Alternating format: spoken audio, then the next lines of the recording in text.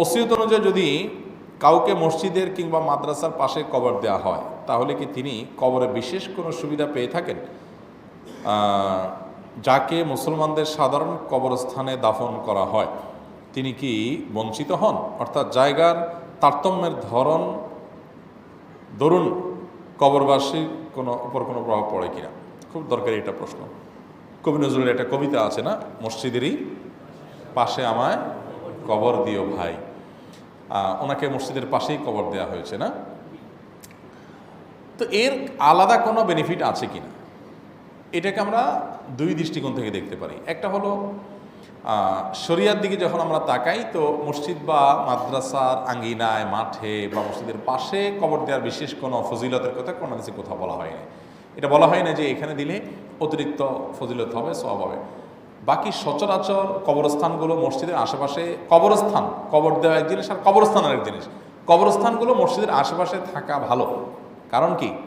কারণ এতে মসজিদের মুসল্লিরা প্রতিনিয়ত কবর জিয়ারত করার আমলটা করতে পারেন, সে সুযোগটা পান, এবং কবরবাসীদেরকে যতবার দেখে ততবার দোয়া করার সুযোগ পান। সেজন্য কবরস্থানের আশেপাশে, কবরস্থান মসজিদের আশেপাশে হলে ভালো। কিন্তু কবরস্থান যদি দূরে হয়, তাহলে সেক্ষেত্রে মসজিদের পাশে একটা সিঙ্গেল কবর দেওয়া, মাদ্রাসার মধ্যে একটা সিঙ্গেল কবর দেওয়া, এটা সুন্নাহ না। সুন্নাহ হলো সাহাবা ইকরামের সুন্নাহ এবং আমল হলো যে কবরস্থান সাধারণ মানুষের সাথে একসাথে কবরস্থান দেওয়া, অর্থাৎ যেখানে হবে সেটা গণকবর হবে বা সাধারণ কবরস্থান হবে, আলাদা কোনো কবরস্থান না হওয়া উচিত, বিশেষ করে যখন সেটা অহংকার বশত হয়। ঢাকায় অনেক কবর দেখবেন পারিবারিক কবরস্থান আছে না, 3টা বা 4টা কবর, আর কোনো কবর না, এটা আমাদের পরিবারের কবরস্থান। আরে বাবা, আপনার পরিবার কি এমন হয়ে গেল যে ঢাকার কোটি টাকার জায়গা দখল করে আলাদা আপনার পরিবার সেখানে শোবে, আপনি ওই সাধারণ মানুষের সাথে শোবেন না? মানে কি? এটা অনেক সময়, আমি সবসময় বলছি, অনেক সময় এটা অহংকার বশত হয়। আরে সাধারণ মানুষের সাথে আমি শোবো কেন, আমাদের আলাদা কবরস্থান থাকবে। আল্লাহ তাআলা ঠিকই বলেছেন, আলহাকুমুত তাকাসুর হাত্তা যুরতুমুল মাকাবির। মানে অহংকার, মানুষ কবর পর্যন্ত যেতে যেতে তখনও মানুষ অহংকার করে। ওই যে আপনার আবু জাহালের হত্যার সংবাদ হাদিসে আসছে, শুনেছেন না? যে তাকে যখন নিঃশ্বাস এখনো তার আছে, বাকি গলা কেটে তাকে যারা নিহত তাদের শাড়িতে রাখা হবে তার কল্লা, তো যে কাটতে আসছে তাকে ইশারা দিচ্ছে, একটু ডাবায়া কাটো, ডাবায়া কাটো, এইদিকে কাটো, গেড়ির দিকে বেশি করে কাটো, যাতে করে অন্য কল্লাগুলো রাখা হলে আমার কল্লাটা একটু উঁচা থাকে, আমি নেতা ছিলাম সারা জীবন। চিন্তা করেন, মরতে নিয়েও শেষ মুহূর্তেও সে অহংকার করতে করতে যাবে। তো এরকম কিছু মানুষ আছে যারা এরকম অহংকার করে। এই জন্য আমি বলছি না যে সবাই এটা করে। এই পারিবারিক কবরস্থানের যে কনসেপ্ট, কোনো কোনো ক্ষেত্রে এটা অহংকার বশত হয়, যে না আমরা সাধারণ কবরস্থানে শোবো না, সাধারণ মানুষের সাথে আমরা চাবো না। অনেক বড় বড় ওলামা একরাম, অনেক বড় বড় ইমাম, অনেক বড় নেককার মানুষ সাধারণ মানুষের সাথে শুয়ে আছে।